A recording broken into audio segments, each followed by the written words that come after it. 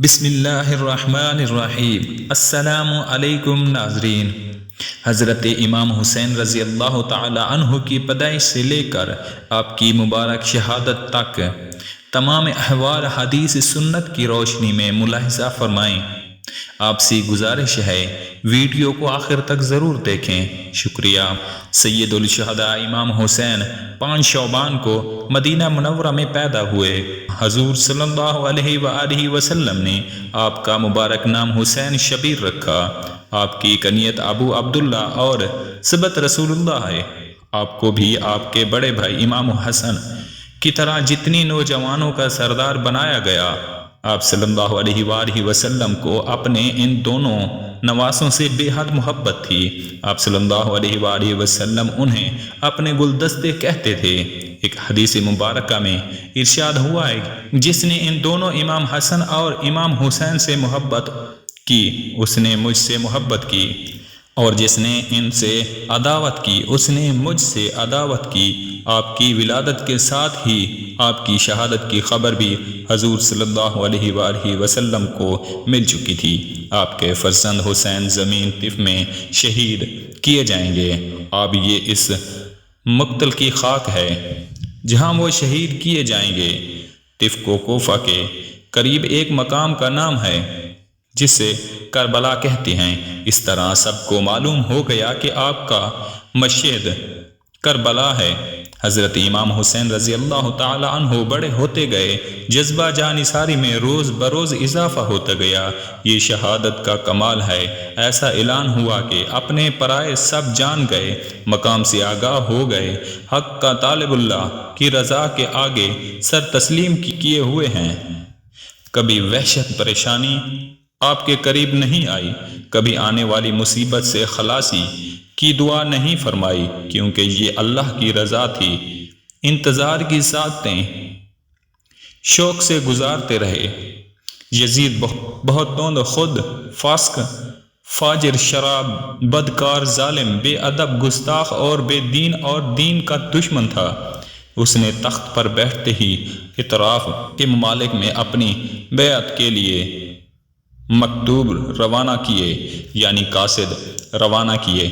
مدینہ منورہ کا عامل جب بیعت کے لیے حضرت امام حسین کی خدمت میں حاضر ہوا تو آپ نے اس کے فسق و ظلم کی بنا پر بیعت سے انکار کر دیا۔ امام حسین رضی اللہ تعالی عنہ نے اپنی جان کو خطرے میں ڈال دیا اور آپ بیعت سے انکار کر دیا، اور اسی شب ہی آپ کو مدینہ سے مکہ منتقل ہونا پڑا۔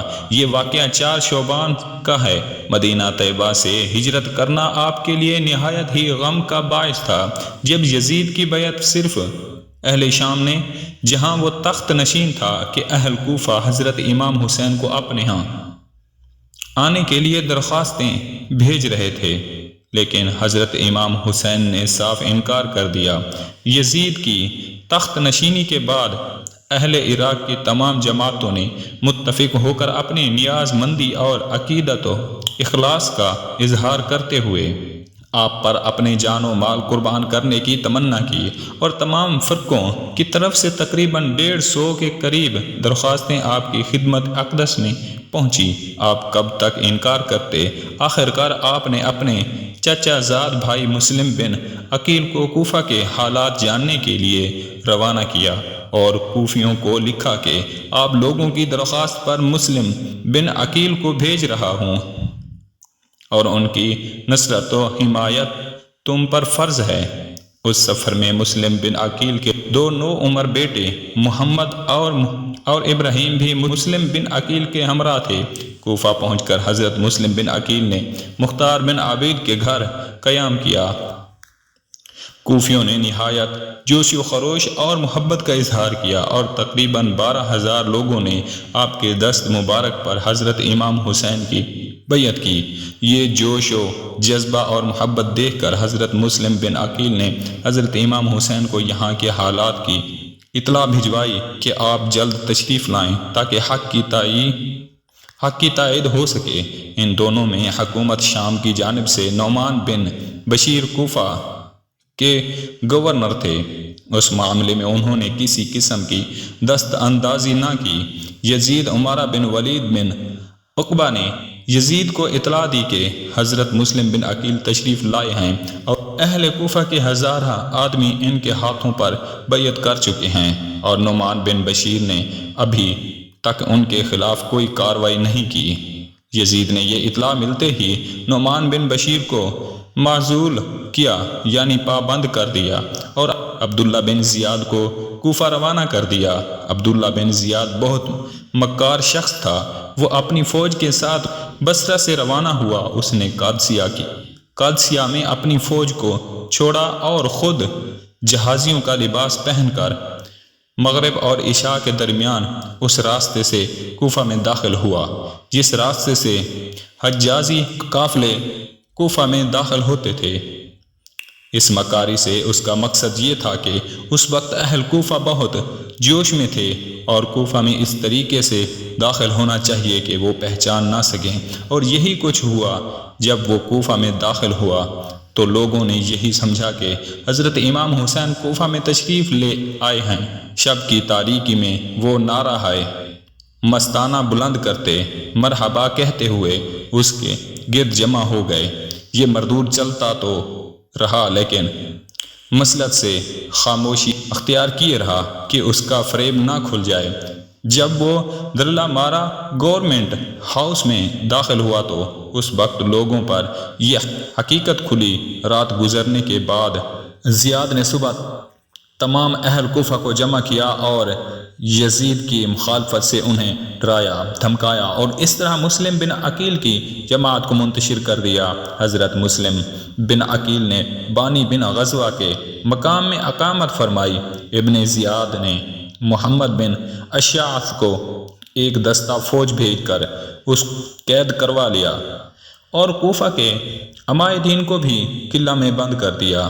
حضرت مسلم بن عقیل نے یہ خبر سنی تو انہوں نے ندادی 40,000 کے قریب لوگ آپ کے گرد جمع ہو گئے اور قصر شاہی کا احاطہ کر لیا۔ اگر حضرت اسی وقت حکم دیتے تو اس وقت قلعہ فتح ہو جاتا، کیونکہ کوفیوں کی بدعہدی، ابن زیاد کی فریب کاری اور یزید کی عداوت ثابت ہو چکی تھی۔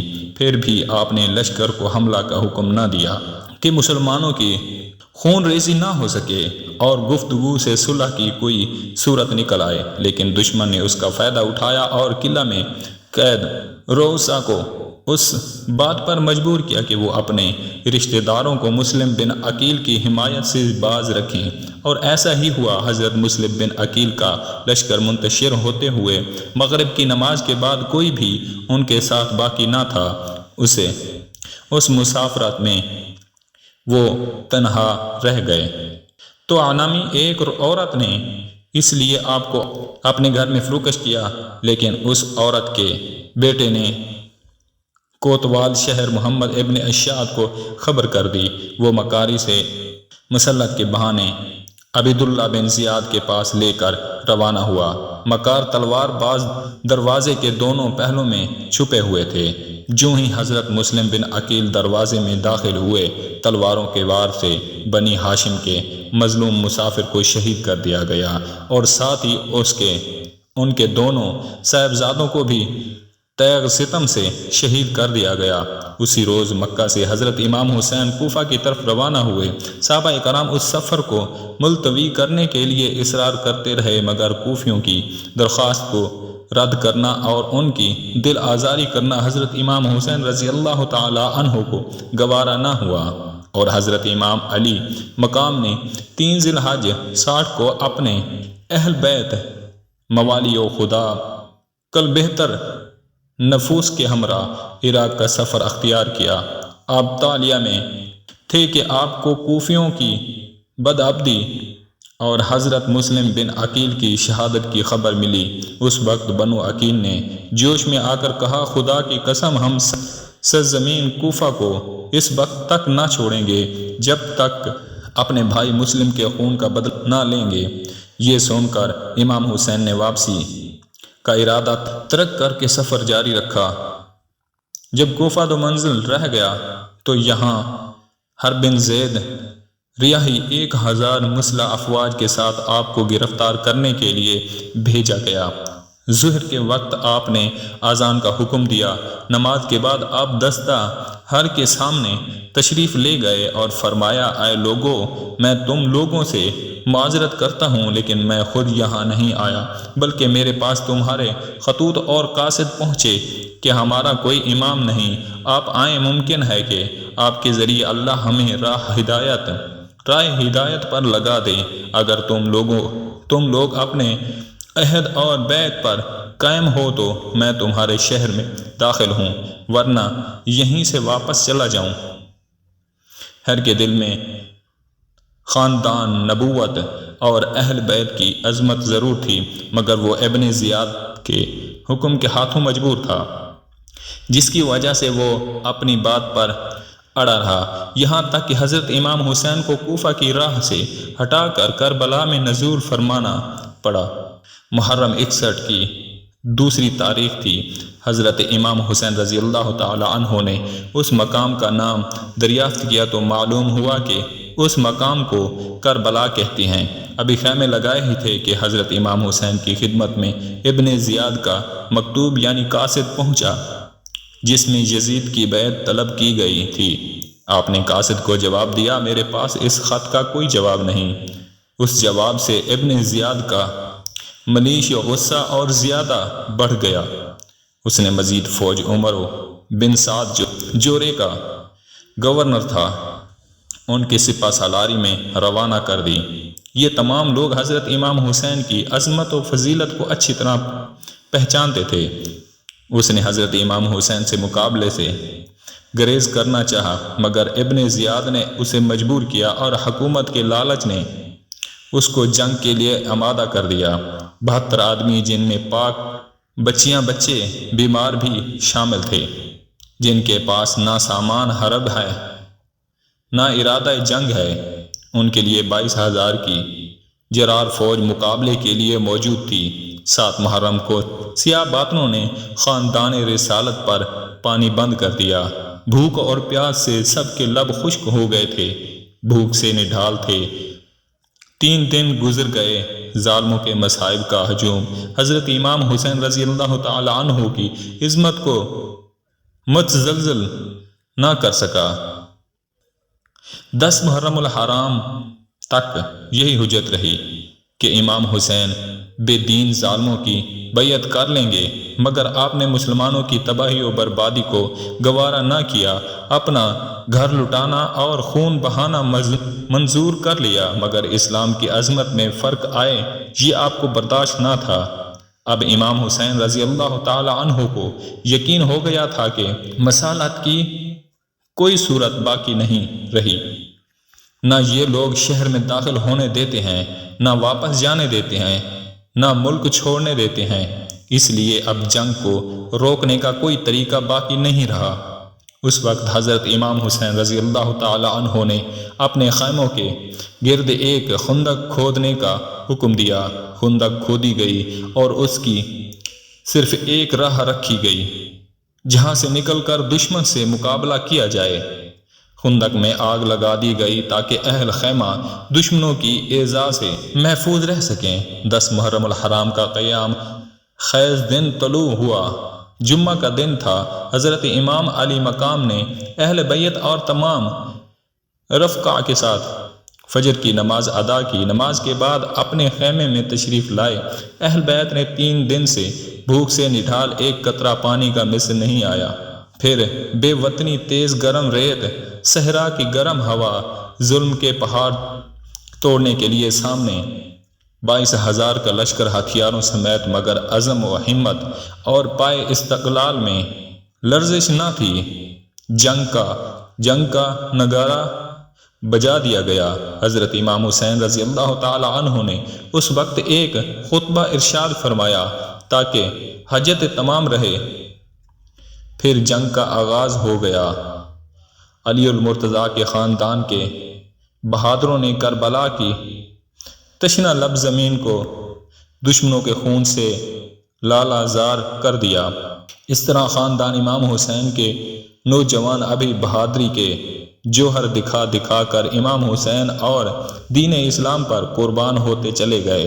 تمام شہزادے شہید ہوتے چلے گئے۔ اب امام حسین رضی اللہ تعالی عنہ کے سامنے علی اکبر دشمنوں پر حملہ آور ہو گئے۔ شہزادہ اہل بیت کا حملہ ایسا حملہ نہیں تھا بلکہ ان ظالموں کے لیے عذاب الہی تھا۔ ایک ہی وار میں کئی دیو پے کر گرا دیتے۔ پیاس کی شدت، دھوپ کی تمازت اور لشکر جرار نے ظالموں کی یکبارگی چاروں طرف سے اہل بیت کے شہزادے کو گھیر لیا۔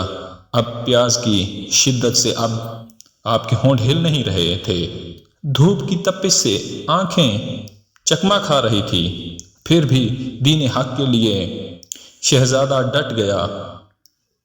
تیروں کے زخموں نے علی اکبر کے پاکیزہ تن کو زخموں سے چور کر دیا۔ ادھر حضرت امام حسین میدان میں جا پہنچے اور اہل بیت کے شہزادے علی اکبر کو خیمہ میں لے آئے۔ ان کا سر گود میں لیا، فرمایا آسمان کے دروازے کھلے ہیں، بہشتی حوریں شربت کے جام لیے انتظار کر رہی ہیں، یہ کہا اور جان آفرین کے صبر کر دی۔ اہل بیت کے قافلے میں سناٹا چھا گیا۔ پھر امام حسین مارکہ جنگ و جدل کے لیے تیار ہوئے۔ امامہ رسول خدا سر پر باندھا، مصری قبا پہنی، امیر حمزہ کی سپر پشت پر رکھی، حیدر قرار کی تلوار اٹھائی اور گھوڑے پر سوار ہوئے۔ رضائے الہی پر صابر و شاکر سب کو سپرد خدا کرد کے میدان کی طرف رخ کیا۔ ایک بار پھر تمام حجت کیا مگر بے سود ایک مقابل آیا۔ امام حسین نے شیخ خون آشام نے سب کا کام تمام کر دیا۔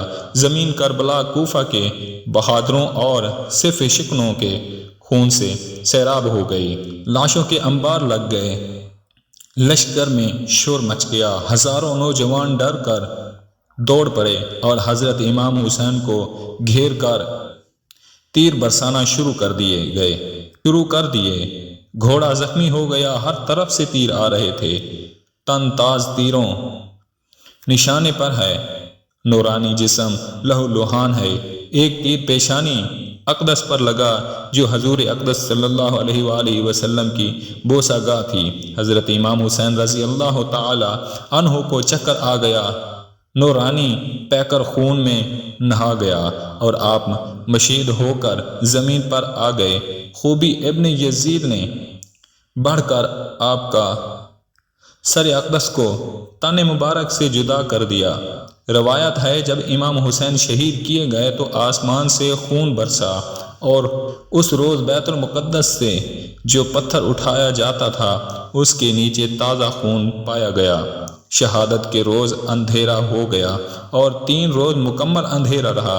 امام حسین نے حق پر ثابت قدم رہتے ہوئے کس طرح فسق و فجور کا مقابلہ کیا اور آنے والی نسلوں کے لیے عزم و ہمت کی بے نظیر مثال قائم کر دی۔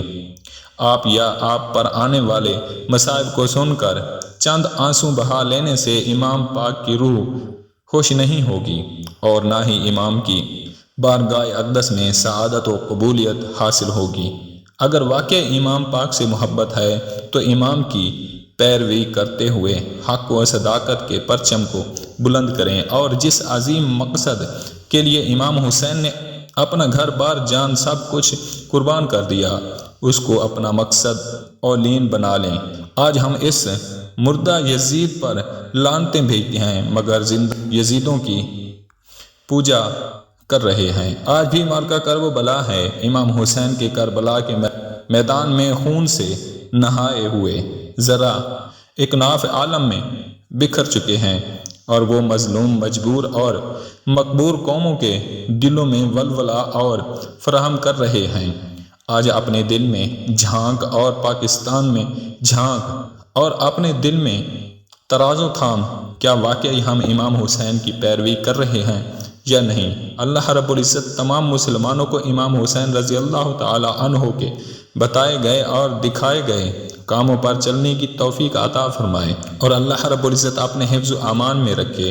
اگر کوئی کمی پیشی ہو گئی ہو تو اس کے لیے معاف کرنا۔